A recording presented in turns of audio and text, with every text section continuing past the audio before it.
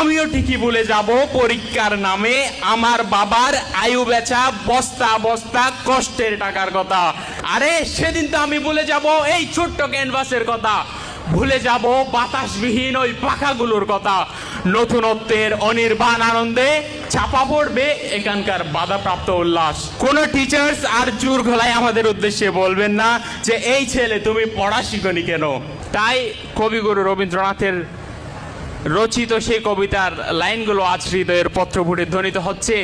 যেদিন তিনি শান্তিনিকেতন থেকে চলে যাচ্ছিলেন সেদিন তিনি শান্তিনিকেতনের পানে চেয়ে মনের আক্ষেপে বলেছিলেন, নতুন নামে ডাকবে মুড়ে বাঁধবে বাঁধবে নতুন বাহু ডুরে, আসবো যাব চিরদিনের সেই আমি, তখন আমায় নাই বা মনে রাখলে।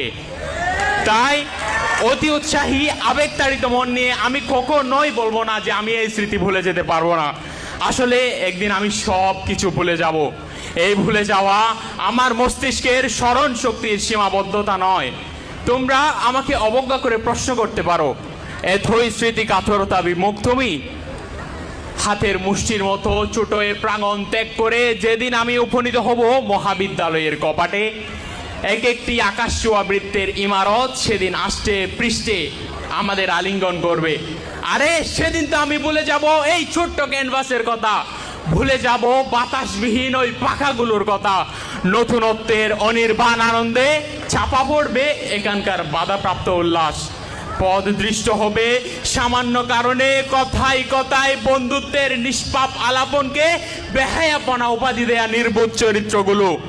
সেদিন প্রতিবাদ মুখর অসংখ্য মুক্তমনার ভিড়ে আমিও ঠিকই ভুলে যাব পরীক্ষার নামে আমার বাবার আয়ু বেচা বস্তা বস্তা কষ্টের টাকার কথা। হ্যাঁ, সাঁতার নিশি বাস্তবতার জাতাকলে রুদ্ধশ্বাসে আমি ভুলে যাব 8 ঘন্টার টিফিন পিরিয়ডে ভাত নাকে কাটিয়ে দেয়ার চঞ্চলতা। ছাত্র রাজনীতির নিয়মিত সংঘাত দেখতে দেখতে হয়তো আমি ভুলে যাব কোমর উঁচু দেয়ালে আবৃত ওই ছোট্ট করিডোরে কিশোরের দৈরত্বে আমার বন্ধুর প্রথম আমাকে আঘাত করার কথা। সেদিন হয়তো টাই বাঁধাও শিখে যাব আমি, আর ভুলে যাব প্রতিদিন বিনা অভিযোগে টাই বেঁধে দেয়া আমার এই বন্ধুগুলোর মুখ। সেদিন আমার সামনে থাকবে আমার স্বপ্নের ক্যারিয়ার।